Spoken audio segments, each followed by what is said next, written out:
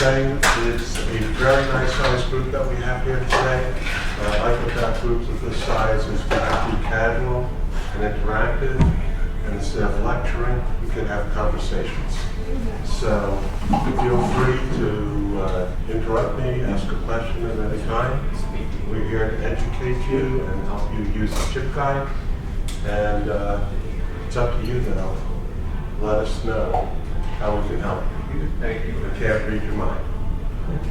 Okay. Let's see. So I'll start off with a little story about a friend of mine. Good moral man, Christian, religious, but he found himself in need for some money. So all he could do was to think was to pray to God that he wins the lottery. So that evening, before he goes to bed, he prays. Next day, they announce the lottery winnings, he doesn't win. I'll pray harder tonight. Tries it again that night, he doesn't win the next day. Third day, he prays again. God, I'm so desperate. Please help me out. I've been moral and good my whole life. God answers him back with this smile. He says, I am taken.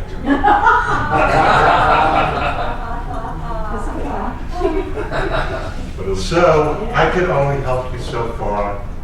You've got to do your part as well. Okay, so let's get started. Just want to thank everybody for being chip guide users. Something that is a labor of love for me. It lets me bring together the three things that I like to do, which is web development and casino chips and photography. So I couldn't have built a better job to do this, and I thank all of you for letting me do it all these years. Thank you. You're welcome. So, I had my opening. This one. Okay. So what are we going to talk about today? We did our opening remarks. I always like to go back and educate people about how we got to where we are today. I always like to introduce our chip guide administrators, the guys who do all the real work, and then go into what's new, let you know what we've done in the last year, and then I have a couple of things that I want to show you, but then after that there'll be plenty of time for you to ask questions, and I'll show you how to do things, or whatever you want to talk about. So this is going to be a casual, interactive presentation. Think of your questions, and there might be a surprise or two along the way. So, of course, the start of the chip guide was with Greg Sousa. And the start of the chip guide was actually the printed catalog that he made of riverboat casinos in the United States, because that was his main collecting area. And if you don't know it though, when you ordered a riverboat chip guide from him, he actually printed it up on his printer for you. He didn't print up a bunch at a time. It was on demand. So that's a little known fact for you. And he took that and made it into a website. Then he expanded it. He included Indian reservation chips, Maryland chips, Nevada $1 chips. And that was about the time that he passed away. When he passed away, there were 16,500 chips on the chip guide. And since then, we've grown it to 230,000 items. We're just almost there today. About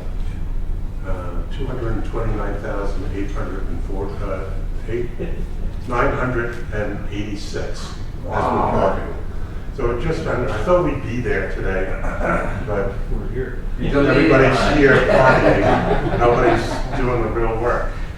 So when Greg passed away, his family, Carol, donated the contents of the website to the Museum of Gaming History. And we took that website, which was what we call a static website, and made it into a dynamic website. What does that mean? A static website means all the pages that you see are already produced. It's like a book, a printed book. Okay? So when you ask for page 7, they brought up page 7. Dynamic website means each page is kind of like a form. And when you say, I want to see page 7, we say, what's supposed to be on the form? Oh, all the chips from the Aladdin Hotel. So we go to a database, we get all that information, we fill out the forms, and it builds the page when you request it. The advantage of doing it this way is, if it's a book, that's it. You can't do much else with it. But if it's a database, we can do things like My Collection, and Trade Maker, and search for casino names, and all the other stuff that we can do because it's a dynamic website. So that's the difference between static and dynamic. So now we had Greg's website. It was a database, and we needed a way to keep it up to date. So created another website that you guys never see, but the administrators work on, and it allows them to update the content, add new stuff, and make corrections, and delete stuff that's sometimes we find the same chip in 2 different casinos, so we have to delete one. So it lets us maintain the website. So that's called the Chip Guide Update Facility, and we have a staff of about 15 active administrators. Is that correct? We've got 21. 21. Wow. Okay. But not all around. No. Some are part-time. And we expanded it beyond chips to any kind of casino collectible. We have 3 categories. Every item has to be in one of those 3 categories to get on the chip guide. The first is items used as money in the casino. Chips, tokens, plaques, jetons, ticket in, ticket out, anything that's money related. The second thing is casino equipment. Dice, playing cards, a slot machine, something that was used as equipment inside the casino. And the third category is everything else, as long as it's identifiable to the casino. So it's got to have the casino name on it, or a logo, or something that lets us know it was used at that casino. You could have been at the grand opening of the Flamingo Hotel in 1948, taken a napkin from there, and written opening night. But if it's a plain white napkin, it could have been from anywhere. You may know it, but there's no way we could convince everybody else that that's where it's from. So it's got to have some identifying logo or name in order for us to put on the chip guide. So those are the 3 categories: money, equipment, and logoed items. Okay. And then we're expanding the chip guide throughout the world. So we have casinos wherever they may be throughout the world. And I spend my time thinking of what can we do to make improvements to it, to make it a better facility for everybody. And I think of some, the administrators think of more than I think of, and the user community also gives us good ideas. I think the latest one we did was a request from a user who said, when I get my daily email, it says that this chip was updated or added this day. But then when I go to the casino page, I get 100 items and I can't figure out which one it was. Could you put the date that it was changed or added to the chip guide? And that was a relatively easy one because we already tracked that information. We just don't show it to you. So now we show it to you. So now you can see when was the last time this item was updated, or if it wasn't updated yet, when it was added to the chip guide. So if you have an idea, if something's awkward for you to use or you can't do something, start a conversation with me and we'll figure out if we can do it or not. Some things like adding a date, that took me 5 minutes to do. Other things may take a lot longer. Okay, so on. So here's one of our surprises. I have a pop quiz for you. Jim Steffner is exempted from this. But one of these chips, all of these chips are from Atlantic City. One of them made its way into the chip rack, which is for Nevada chips only. Which one? Golden nugget. Wow, that was, that's the correct answer. I'm hanging around you a lot, Charles. The reason it was there is that some Atlantic City gamblers made their way to Vegas and they had some of those and they turned them in at the cage at the Golden Nugget here and they accepted it. So people began to think it might be the Nevada chip, but some Atlantic City collectors saw it in TCR and said, it's Atlantic City. So, Christine, you get Oh, I get to it? a prize, of Oh, course. thank you. It pays to be lucky rather than that's- smart. That's Thank you. what it is. But you hit it right away. Because it looked like it could have come from our golden nugget. It does. And that's why they accepted it at the cage. So, what's new? I said we grew the chip guide by about 25,000 items this year. Last year when I did this presentation, we were at 200,005, and now we're at 230,000. That includes 63,000 submissions from you. So we have a submissions table. Every time somebody does a submission, it gives it a submission number, which was one more than the last one. So we're over 63,000 right now. That's how I know that number. Okay. And not only were we doing a lot of new stuff, you've probably seen this year, we're going back and fixing up old entries. We have one of our administrators who is a stickler for molds, chip molds. And right now it's a free form field. Anybody can enter, anyone with the invents can enter anything, and he's standardizing them. So you may see 200 updates in the day, and it's all mold updates, and that's because Crazy Luke is out there cleaning up the molds.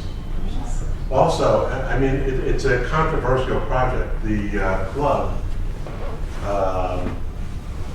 standardization committee, I'm trying to remember the exact name. Albert, do you know? Knapp and It's Michael Knapp's committee. They do standardizations, they did the condition standards. They're working on mold standards, but it's quite more complicated than conditions because they're now into year 2 of this project. And I insisted in being in the meeting tomorrow that they're gonna have in order to get them to finish quickly so we can take their work and then incorporate it into the chip guide. And that will make it easier to find stuff on the chip guide.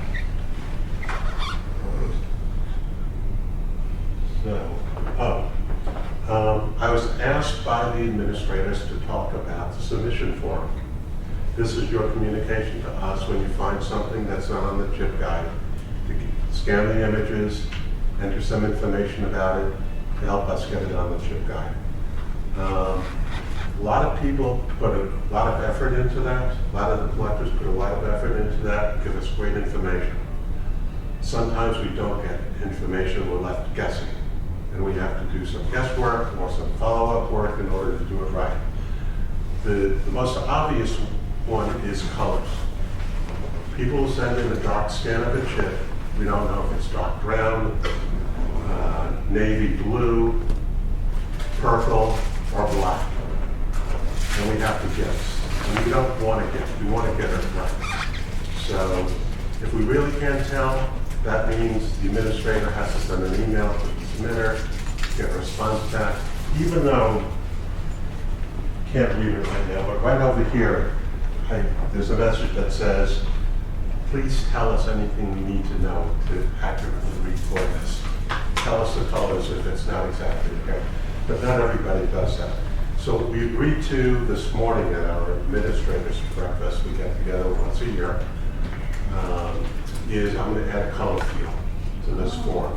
It'll be simple. It'll be the basic colors. It'll be light or dark or neither.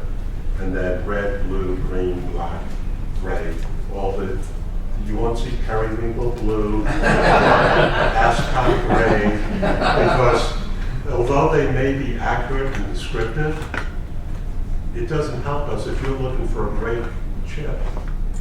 You won't find ascot gray. I want you to say, I want to find a gray $1 chip with a horseshoe mold, and you get it. So that's why we want to stick to the basic colors. And the other thing is, color renditions vary from equipment to equipment. And the lighting and the technology all play a part in what exact color we get when you do an image. So it may look peach to you, but orange to us. So I want to, if you're looking for that chip, I want you to find it. And if you enter peach and it doesn't come up because it was entered in as orange, we want to standardize that and make it a better facility. So it'll be the basic colors and either light or dark or neither. And then you'll be able to communicate to us a little bit better about that.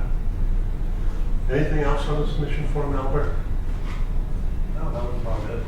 Yeah. So, That's the most important thing. right. After we get the molds figured out, the next thing we're going to attack is the inserts. And if condition was this much work and the mold was this much work, inserts is going to be this much work. I don't know if that's ever going to happen, but we will come up with some way to standardize the inserts. Because right now, even between the administrators, we all use different standards for how we get it in. We need to come to one standard that everybody uses. All right, any questions? Yeah. Well, once that mold standard is set, will that be posted on the chip guide as an example? It will be there, and it'll be so that it'll be a guide for you. So you may want to see, I want to see the mold guide, Right. and it'll have, this is the picture of the mold and the name that we give to it. So you'll be able to do that. That's the most difficult thing I've got right now. We know that. And if you ask Mr. Knapp, he will tell you the same thing. It's not easy. One of the reasons it's easy is there's so many of them out there, and a lot of the chips are being made in China these days. We're seeing new chip molds every day. Yeah. Okay.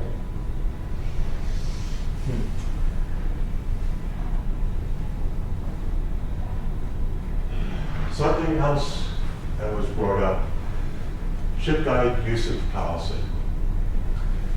This basically says that you can use the chip guide numbers, we encourage their use, and as long as you say it's, the Museum of Gaming History's chip guide number. Every once in a while, we find somebody in violation of our usage policy. And generally speaking, I'll find an eBay listing and know that the image is from the chip guide because we try to professionally prepare those images. And not many people beyond the administrators can do as good a job. So if I see a really well cropped and circular, well colored chip, it's a suspicion to me that it might have been taken from the chip guide, and then I'll go look at the chip guide image and see if I get a match. And when that happens, generally it's innocent. It was, I've got the chip, but I know it's on the chip guide, they do a better job than me, so I figured it would be best for everybody if I use their image. And we explain we can't do that. What? Anybody know why we can't allow that? Well, for one thing, it misrepresents the chip that they're trying to sell. Right. Copyright. But, Their copyright protection. Copyright. well, why do we copyright it? Because if we didn't, Publish it as of their own. yeah, if we didn't, it'd be in the public domain, and somebody can go and make this a commercial website and use all our images, and we have no way to say no because we didn't copyright it. We put it in the public domain. So to protect your interest in all these images, every page, well, it's at the bottom of the page, has a copyright notice on it. And this is what we do allow people to do. I will tell you that a collector, non-club member, has used thousands of our images on his website for his trade list. And we caught him once. There's a, what do you call it? There's a procedure that you go through to inform their website provider that one of your users is unlawfully using our images. It's called a DACA, Digital Online Content Act form that you send to them. And basically what it says is, if you take immediate action to remove our copyrighted material from your website, then we will not hold you responsible. But if you fail to, you will be complicit along with your user in misuse of our copyrighted material. So for the second time, we have to go to the website provider and present a DACA form, and they took it down this time, and hopefully this time it sticks. But I'm telling you, thousands, and this time, to protect myself, I went to each one of those web pages and took a screenshot. So I have a folder someplace with 50 or 60 images with hundreds of chip images on each one that were all from the chip guy. Because if he's looking, it's on his want list, he doesn't have it. Where did he get it from? He got it from the chip guy. So just an explanation about why we do this. It's to protect our property so we can use it and other people can only use it without permission. We've had many requests to use our permission, our stuff, and we always just give it. Somebody's doing a book on Reno gambling. Can we use some of your images? Well, sure. Just don't make it a book of our images, because then it's our book. And the guideline is no more than 10% of your content should be from the chip guide. Must they attribute the shot to the chip guy? Yes. We ask them no more than 10%. Give us attribution to the Museum of Gaming History's chip guide, and give us a copy of the book Oh, for our nice. library. Nice. Yes. Say a casino like Monte Carlo copyrights their artwork on their chip. Do they get us any trouble for putting it on the chip guide? We are only copyrighting our images of the chip, Not not the their original. artwork. Okay. Their artwork is their artwork, but None of these casinos give you. and know that you send us images, they're still your images, but we take those images and we edit them. What we are actually copyrighting is the edited images, the final product. You still own your images, the casino still owns their artwork. We're not going to dispute that. It's just, we want our final product to be copyrighted so that we have control over it. Okay, good question. Ed? So, Charles, I know, I'm not worried about you guys coming after, us, but, I had thousands of my own images that I put on the chipboard, and I don't attribute, because I'm writing articles all the time, putting my images in there, but those are the same images that are on the chip guide. I mean, I don't have to attribute that to the chip guide, right? Or is it once I've put them in the chip guide, is it they own it now and I don't anymore? We own the finished product. Right. And on every image, we edit it. We do something to it.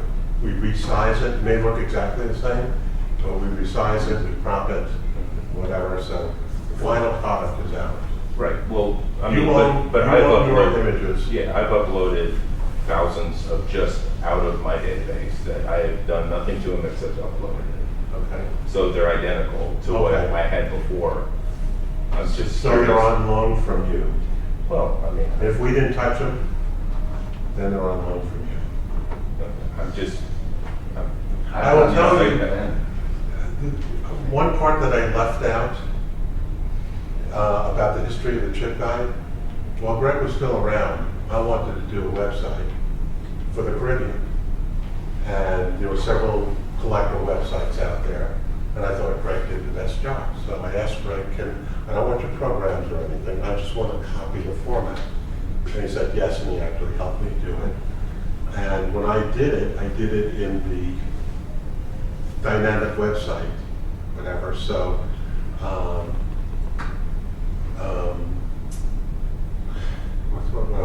the point I want to make is that the original, the chip guide that we're using now started out being the Caribbean chip guide, the code that I wrote in 2008.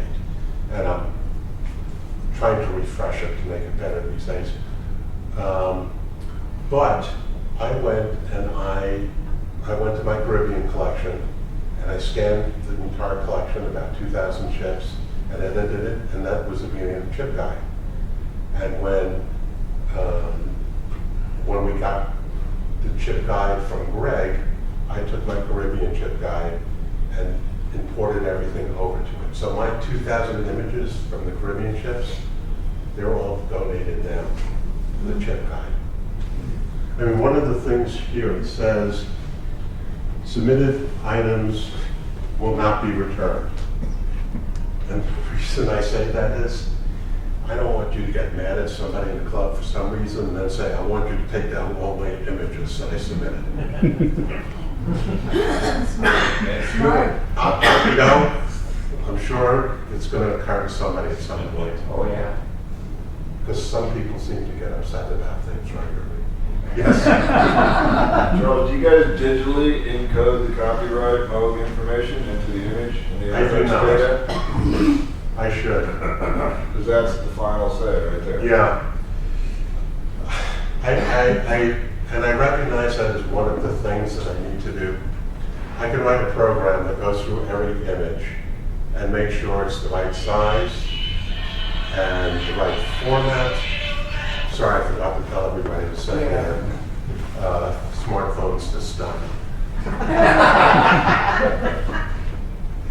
Yeah, I need to write a program that's going to go to every image and make sure it's the right format, that it's reduced in size appropriately so they're not humongous in size and it takes forever to load a page, and also insert the docket information into it. But good point, Jim, and please remind me about that.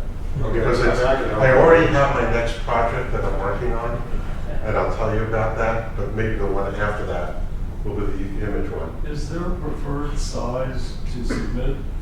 Yes, right now, it's 3-to-1, and I'll tell you why 3-to-1, of the natural size of the chip. So that's between 450 and 500 pounds. I usually Pixels. send mine in at like 3 inches, 150 dpi. It's just That's fine. no reason, I just picked that. Right. And the reason for it is, if we want to show chip in its true size in printed format, for printed format, we need 300 dpi. So that's 3 times its normal size. Okay, so that's why we use that standard for a chip. And for other things, you have to adjust. Okay. But great questions, and this is why I like to do this. I want the questions, I want to see your interest and help you to use it. So as we go along, keep the questions coming. All right, anything else on usage policy and images and so forth? Rather than show this, why don't we just go?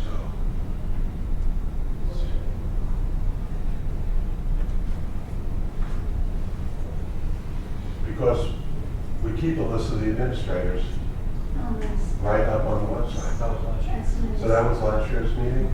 Those are the administrators that were here. And then if you go down, we show you each administrator, how to get in touch with them if you want to ask them a question, and what area they cover on the chip guide. So there's Sharona and Chris in the background over there. There's Ed. That's quite a mug, Ed. That's Steve. All right, so they're all there. So those are the guys who do all the work. Thank you, chip guys. And if you weren't at the banquet last night, please let you know that Albert Scalzo was awarded the Museum of Gaming History Chairman's Award last night for all the work that he does on the chip guide.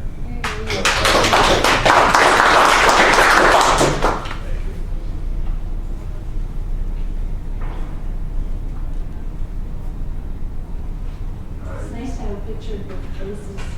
Yes. We took a new picture this morning. Did so, you? Yeah, we'll have to get that up there. Yeah. So, so these are the, in the remaining time that we have, by the way, what time is it right now? 3:35. So we have quite a bit of time, half the time, and these are some of the things that we can talk about. A couple I want to show you, some of the new features, and then whatever anybody else wants to see, if you're trying to figure out how to do something and it doesn't seem the right way to do it, let's look at it here and figure out if there's a better way to do it. Yes? I've tried to submit image needed.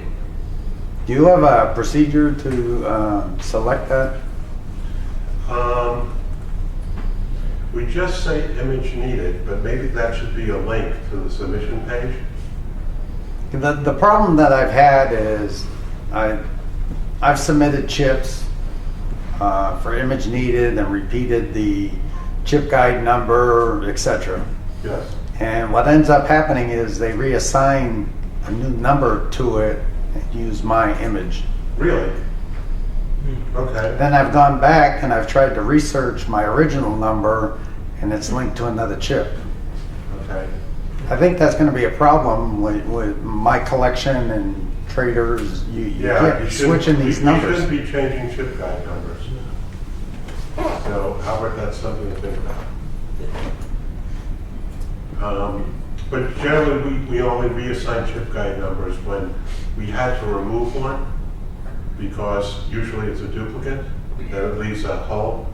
So we try to take a new one and put it in to fill that number, so we have contiguous That's numbers. the only time I'm the only one who really reuses CG numbers. Right. Yeah, you and me. Based on the fact that it was a found duplicate somewhere, that the older duplication was usually deleted because it was submitted second after and then I got a program where I get to see what the CG number was, and I'll reuse it. All right, so the first thing I want to show you, this is probably a big help for anybody who's trying to put their collection on the chip guide. So let's use an example. Let's say you're trying to put your collection of Canadian dollar chips on the chip guide. What you should do is come to the chip guide query facility. What you can do is go to the cabinet on the chip guide, pull up each casino, and then look in your collection and see if you have the chip, and either put it, say it's in my collection or on my want list. But there's an easier way to do that, and I'll show you the easier way to do it. You come to the query facility, you select Canada, you select chips and $1, and hit query. And now you are seeing all of the 454 Canadian dollar chips. So rather than going to each casino page and saying whether you want it's in your collection or you want to put it on your want list, you could do it right here. You don't have to go in and out each casino. So I have my collection in 2.5 by 2.5 holders, sitting in red boxes, organized by location, alphabetically. So I just take out a stack, and it's in my collection. This one's not in my collection. I hit want list, and that's exactly what I did with my Canadian collection. So instead of maybe taking 10 hours to do it, I was able to do it in 2 hours. What does TL stand for? Trade list. Trade list. So if you have an extra you want to trade, Yeah. Charles, I got a question. If I'm looking at his chip to see what he got for trade or his collection or something like that, if I make a mistake, I can click in one of his chips and it will change it. No, Not anymore? no, you can't do that. Hmm? So if you. No, I mean, I don't want to do that. I just did one time by mistake. I was just putting something and. You're not changing somebody else's. So if I go to, I don't think Lewis has much on You here. could use me if you want. Who's that? Chris. So if I look at Chris's collection, or better than his collection, Look at my trade list, it's smaller, or my want list, name. here's Collection. Chris. Right. Remember that one So his time? want list. We And were I looking at clear that. it. So now, Nothing. Yeah. What? Canadian chips, do Oh, Still Canadian. listening Oh, on you- Canadian. yeah. You're still listening to me. Get rid of Canada. Well, good news, you don't need any Canadian chips. No, I know. Lucky you. Yeah, I don't have any $1 I can buy. you have two. Oh, All right, so Chris has got 509 items on his want list. Wow. And I'm thinking now, if I click on that, Then could you click on that one, we change it. it changes it. Yes. What did I? Yeah. It should only do that if you're signed in. Right. I'm trying to think. I have to go back and check the program, because if you're looking at somebody else's list, I don't want you to change their buttons. I don't know if it would it? I wrote the programs. and- Well, I'll tell you what, Charles, go ahead and put, try the black part, the very first one, make it, my collection, and I'll go look at my list later today, or should I do it tomorrow? That's so good. No, It's still there. what I just did was I added it to my list. Oh. I bet if I go to my collection, Yeah, that makes sense. Yeah, your want list. Oh, my collection, right. I went to mine and to make it smaller, okay, US, California.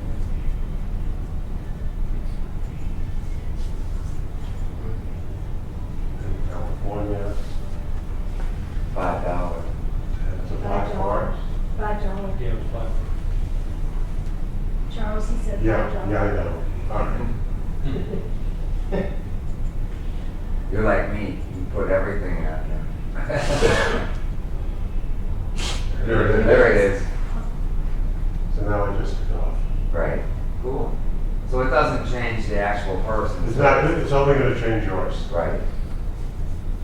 Okay.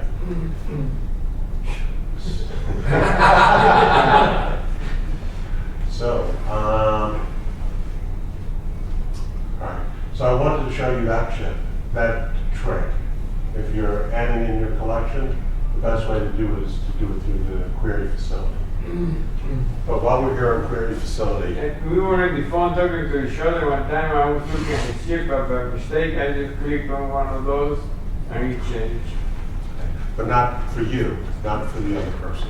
No, we changed it. I can change his from my computer. Okay? I'll look into that. Okay.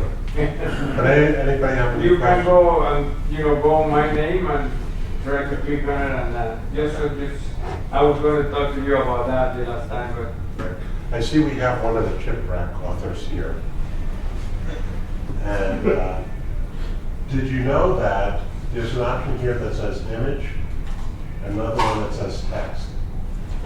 And if you say text, you see the same information But we got an image. in text format. And does it look familiar at all, Jay? It kind of does look like. Kinda does. CCA. Gotta be honest with you. So, if you like the chip rack format, we could do that also. So, we have the best of both worlds, Rick's world for online and the chip rack's world for text. And they both did the best job at getting that information across. So you see the same information in text as well as in image. X, okay, image, yeah. And then I'll tell I you. had a picture, but Right, but sometimes you might want to have a list you could print or whatever. And Jay did ask me, does that mean somebody could go and print out a copy of the chip rack right from here? I said, yeah, but they'd have to hit the print button. Do you know how much work and how many 1,000 degrees times they have in to order fill? to do it.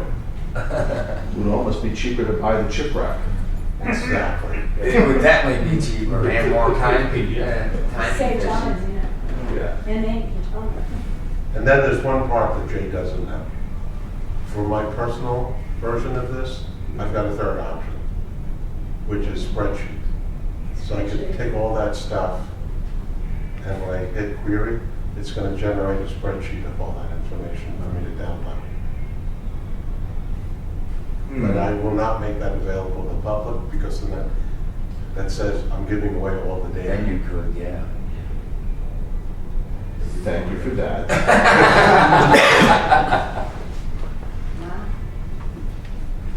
Okay. Anything else on the chip guide on the query before I go to the next thing? Yeah, I have a question, Charles. Yeah. Do you currently, on the live site, have This is live. the first, oh, it is?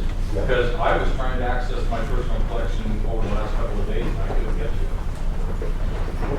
it. Thomas Wall. Yeah. Okay.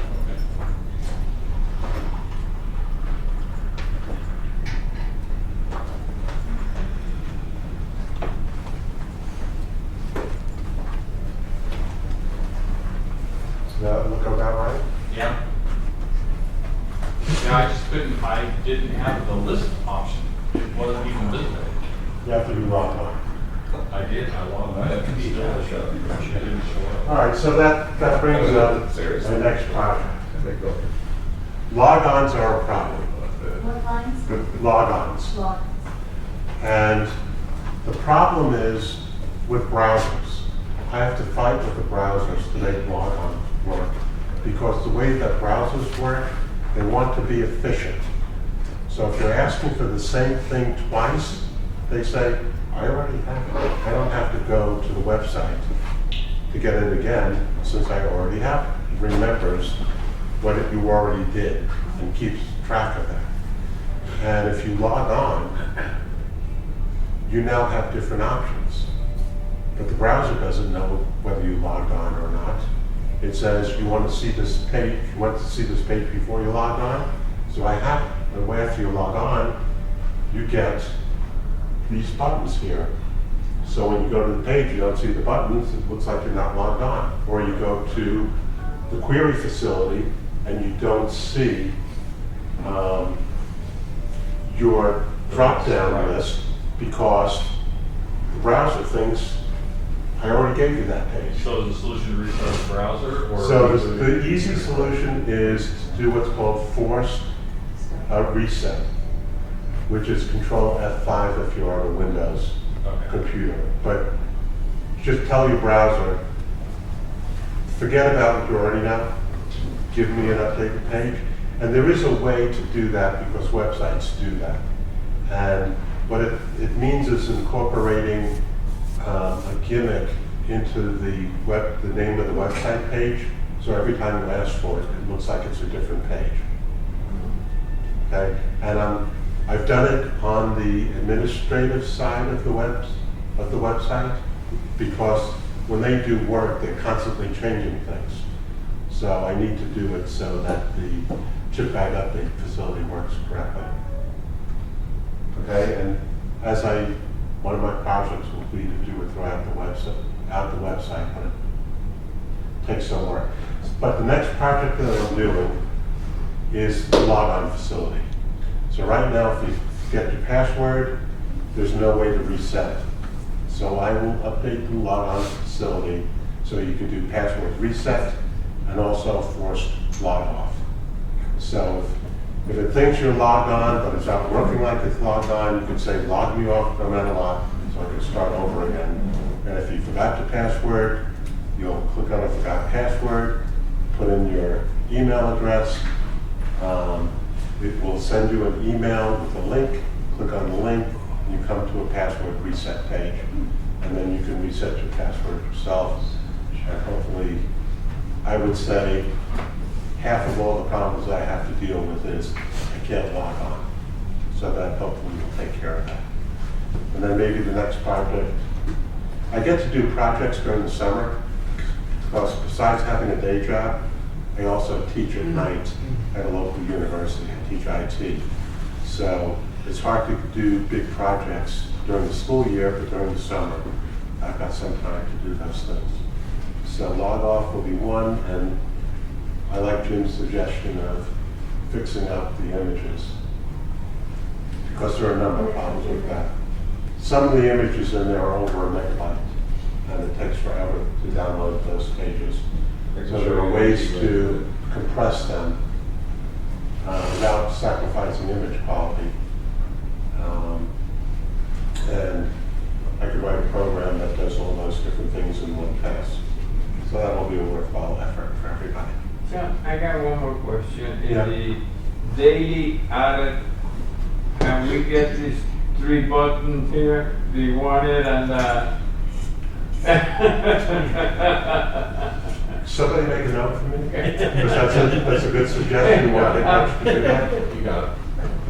I have to go into the chip and then mark it wanted and Are you talking about the email? yeah, the email. Okay. Yes. Because, all right. I mean that's just It would save time. we're here to It would learn save stuff. That's a good suggestion. Yeah.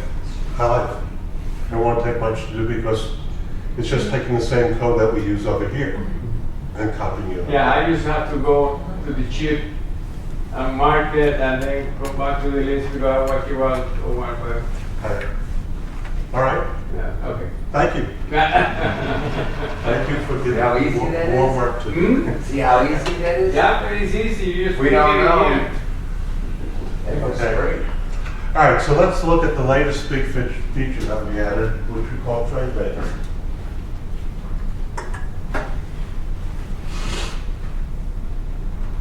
So if you're logged on, you will have this window here called Trade Maker. What?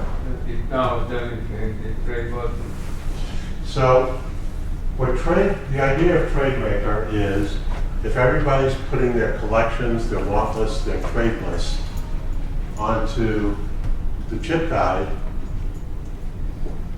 there's an additional thing we could do with it. We could facilitate making trades. You may have something that you want on your want list, but somebody else has it on their trade list. How do we put the two of them together? Or conversely, you may have duplicates of stuff that are on your trade list. You want to find somebody who needs that chip, so you could facilitate a trade. So we came up with Trade Maker. And it's really, from beginning to end to do this, it takes less than a minute to make a trade. So the first step is you have to pick your want list or your trade list. Am I looking to get chips that I need for my want list, or I have extra chips that I want to find somebody who wants to make a trade with me? So I select my, let's say, my want list. And now there's going to be a little bit of pause because what Trade Maker is doing is it's going to everybody else's trade list and finding matches. Where there's something on my want list that somebody else has available to trade. So it did that, and now it's asking me to pick one of the other collectors that has a match. So if it's in red, it means there's no match. But if it's in green, it means there is some match. So if I pick Virgil, right away it comes up with these are the items that we have in common.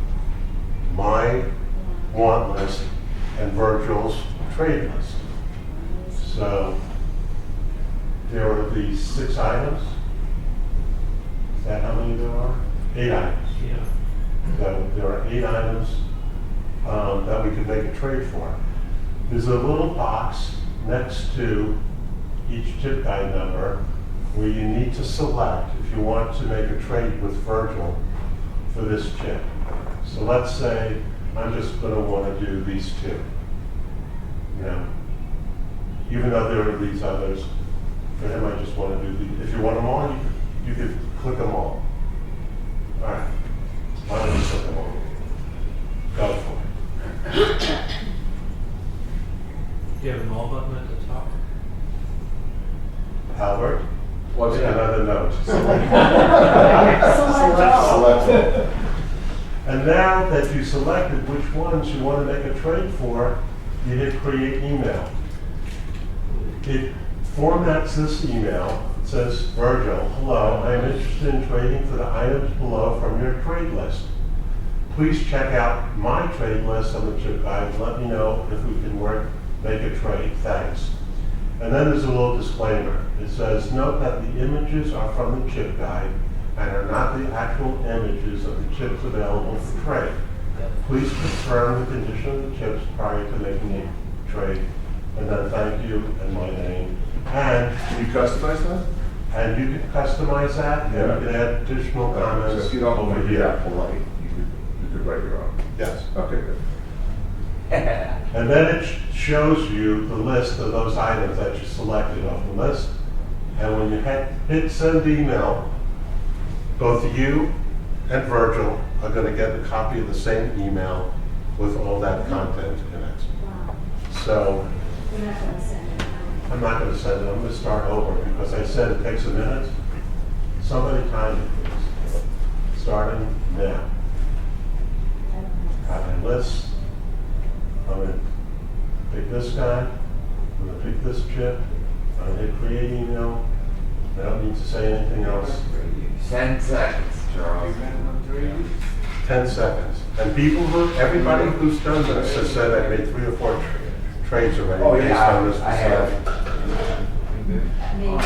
In the remarks section, if you're willing to purchase for cash, like you don't have any trade but you want some of his, or it's supposed to be a trade for trade, not All cash. right, we support a dealer community. We don't want to upset them, so everything here, from what you see from our end, is going to be trade. However, if there's additional comments there and you want to say, I will also buy these, that's up to you. But we're going to step back from any kind of commercial aspect of that. Just between the 2 parties. Yes. Yeah, you can email the guy on the side or, whatever. You can give me your phone number and you can talk about it. So that is Trade Maker. That's amazing. Okay? I could even do that. Christine feels that she is now capable of doing that. And so we're also thinking about one step beyond Trade Maker, because once you go through this once, you don't have a real reason to do it again, right? It's not going to be, you don't want to look through 50 other users and check what's there to see if maybe something new came up. So the idea will be, we'll figure out a way for you to say, monitor anything coming into the Trade Maker, and if it does and I get a match, send me an email. So we could have an overnight job that looks at your want, if you tell us to, looks at your want list, and then if there's anything new that somebody else puts on their trade list that matches your want list, we'll send you an email notifying you Personalized of that. shopper. You are. It's a personalized shopper. I've got a list out there. I run it and let your little computer find it. Right. Or your big computer. So that'll be another thing we're thinking of doing, take the Trade Maker to the next level. Should we charge for that? Shouldn't we charge for that? That's an interesting question. And you're I not mean, the first personal one. shoppers get paid. We're not to, Sorry. we're not, You're not the first one to ask that question. And what you'll find out more about in the future is, the museum is trying to open up a brick and mortar site. Right now, we have a number of exhibits around, but we kind of want our own home. And having your own home, if anybody owns a home here, knows it's expensive. And it's expensive if you're running a business in it. We're a museum business, but nonetheless, it's a business. We'll need employees. We'll need to have a facility that's looks nice and attractive to people, and be able to bring people in and is self-sustaining. That's going to take money. One of the ideas that we have is not to have an elevated level of membership in the CHIP Guide. If you're the public, you get this much. If you're a member of the CCGT, the CCA now, you get a little bit more. And if you want all the really good stuff, maybe you need to have an add-on on top of that. So we're thinking about that. And we also, if you were at the banquet last night and you heard our speaker tell us, museums can't rely on survival through admissions to the museum. That doesn't cover their expenses. So there has to be other sources of income. So this may be one of those other sources of income. Hey, Charles? Yes. Is there any way to go to a CHIP and see all the people who have that CHIP available? Like an individual CHIP, or do you have to do it? One thing I did put in is if you go, well, let's not do Colorado because I may not get a lot of hits there. Let's go back and look at Nevada. And let's maybe go to a more popular casino.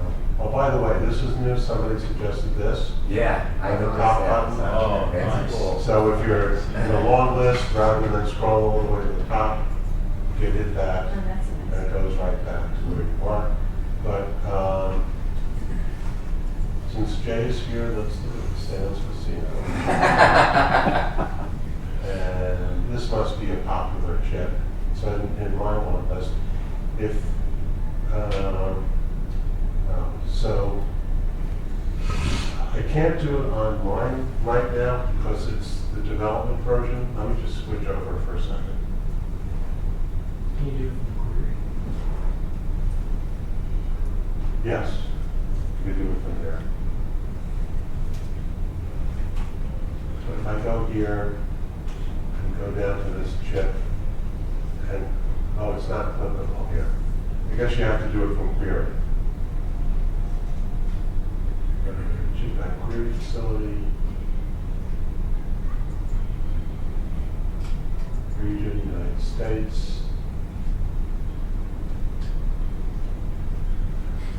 Come on. Slow internet here. I'm surprised you didn't know. I know, me too. I didn't have any last year. No. So we got down to 60,000. No, Las Vegas. Oh. And chips. And dollar chips. Fury. How many did we get? 1,100. You went in. Very good guess, All right, so That should do the that. point I want to get is, if I click on the chip guide number here, it brings it up in what we call item view. And if I was logged on,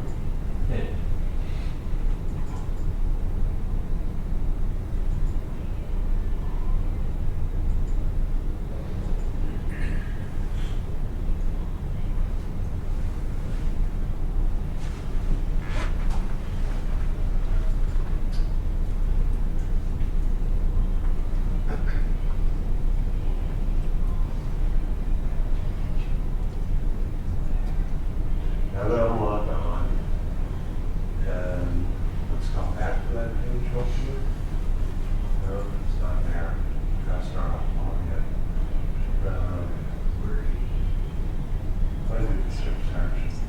Jay, what's the TCR number of that Sam's Dollar Chip? You should know that. 1,100. Afraid you're gonna have to look it up. All right, so I just put in N1234, it turns out it's this chip, but if it was in somebody's collection or trade list or want list, it'll show how many. It won't show the individual That's cool. collectors. And now I know why, because to identify the individuals, they may not, you have to enable other people to see your list. So I didn't want to violate that privacy, okay? With my collection want list and trade list, that's your private information. I don't share it with anybody unless you tell us you wanted me to. So that's why you don't see it, okay? But you would know how many, you would get a population count at least. Yeah, then you go back to the other list and find it. Okay. That's good. But if someone had it in their trade list, that would indicate that they want to trade, right? Exactly. So that's couldn't we list all the people that have that in their trade list? So I would know, because right now I wouldn't have to go to each individual person and Yeah. say, who's got that one? I'm just, Albert? Another note. Wait a minute, he's an admin. Right below But he didn't No, sign I'll- up to be my secretary. I'll email you about that. That's fine. Will you? So Yeah, I'll write do down that. that copy. You won the award, now you're earning. You want, I you got want it. to do something I will on do. copyright when you purchase shoes at the beginning. My bubble gum wrapper's small. You want to, no, but you didn't mention somebody wanted to do that copyright images. Oh, no, I'm gonna put copyright information embedded in the image. Yes, you want him to write that down, too. Right. Oh, I got that. I've got some notes, but I ran out of bubblegum paper. All right, so I kind of showed you the stuff that I wanted to show you. Now, what else do you want to see? And I will stay here as long as I've got questions. I love coming to Charles and stuff. Roy? Nothing? It's perfect for you? We couldn't make it any better? Is there, is it crazy that you can consider putting the population of extremely rare chips? No, but we like to publish factual information. Okay, so we do put in populations. Well, we put in how many were made, if we know that. How could we possibly know how many were made? Anybody have an idea? Records. Chip order card, exactly right. And right now, we're in the process of capturing all the TR King chip order cards. David Charles is sending me those casino by casino. Takes some time to put them in there, but on those cards, it says, this chip was ordered on such and such a date, and they ordered 3,000 of them. So if we have that information, we can put it there. Okay, so sometimes we do know, most of the times we don't. But we will never be, we will not tell you how many we think are surviving, because that's an opinion. Now, interesting, Chris came across a chip with a known population of 2. It was an error chip. Wow. So in that situation, I could say there are 2 known, only 2 known. That is factual. It doesn't say that there are only 2 in existence, just we only know about 2 of them. Another thing we're thinking about doing is pricing. The first question we get is, how much is this chip worth? And we say, we don't do that. We don't do that. Why don't we provide a value? Because it's somebody's opinion, okay? We're not in the business of doing that. There are people who do that, who make it a science to follow prices and trends, and they do an awful lot of work. Yeah. And they put out a published chip guide, a price guide, like the That's chip true. guide. And, you know, we're not in that business, that's not what we do. However, we could do something. We could provide, we would attempt to record and provide public sale information. So if somebody bought a chip on eBay, or in Tuxedo's auction, or the club auction, that's published information. It's factual to say that this chip sold on such and such a date, in this auction, in this condition, for this amount of money. That's factual information. So we could record all that, and maybe as a bonus feature, allow you, not tell you what the value is, you determine the value, but we can tell you what other people paid for that similar chip. They do it for real estate. I mean, you can look up a property's Yeah. price history. It doesn't tell you what the house is worth, it tells you what that's worth. That information would definitely be useful, just as a devil's advocate, if you read some of the narrative in the Chip Chat's auctions, you know, he will list, you know, if this chip is sold in the past few Yeah, he does a years really good on job of that. eBay and other places. It's, I mean, it can be 10 times between, it sold for $50 and sold for $500 and everywhere in between. So it's tough to really put a, you know. But it's But it gives factual. people It's some factual. information that's of value to them, and that's what they're interested in. However, the fly in that ointment is, we like to cooperate with people who are active in the industry and also providing that kind of information to you. So we would not do it for Nevada. You're gonna pass. Well, there's a whole world. But there's a whole world outside of this. And maybe after the chip back people see what a great job we do on the non-Nevada stuff, we'll come to some collaborative. Take that under advisement. We will make Check Jay in the mail. a chip guide administrator, and we're doing the same thing, but in a different format. Okay? I've mapped out your future. You and everyone else. See, Derek? That's right. My advice is not to retire. Okay, I'll take that, I won't retire. But what else?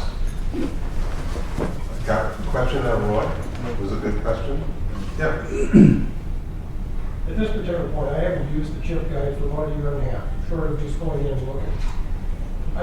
What I've seen today is you just put your personal collection in there. Do you have anywhere on the guide where it's a tutorial of how I can start doing this? Thank you. Funny you should. Matter of fact. Because you've got, the images are already there. So what does that say? My collection. Okay, my collection, okay.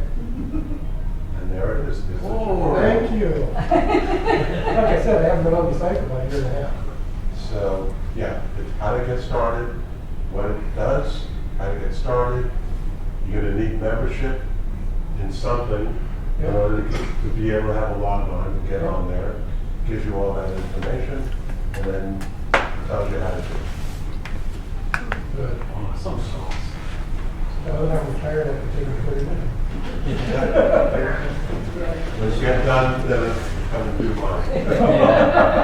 I tell everybody that my collection is in these 2.5 by 2.5 cardboard holders that are in red boxes, get about 180 in a box. Yep.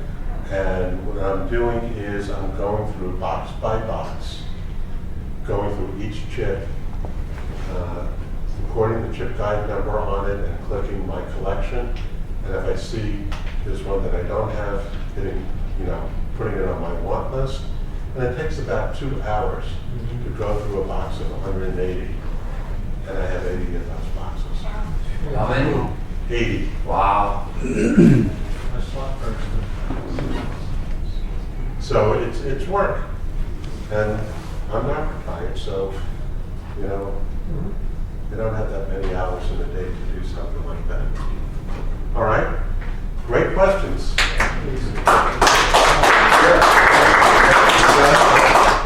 I'll stick around as long as you want. on, if you have more questions, if you feel more comfortable coming up for it. But I want to give away one more chip to the person who asked the best question. And I think I'm going to give that to Jim, because he's going to help the chip guide a great deal by his suggestion of putting the copyright information in with the image. It'll do a lot to protect the integrity of the chip guide. Thank you. So thank you, Jim. All right, thanks everybody for coming. Thank you. Same time next year. All right.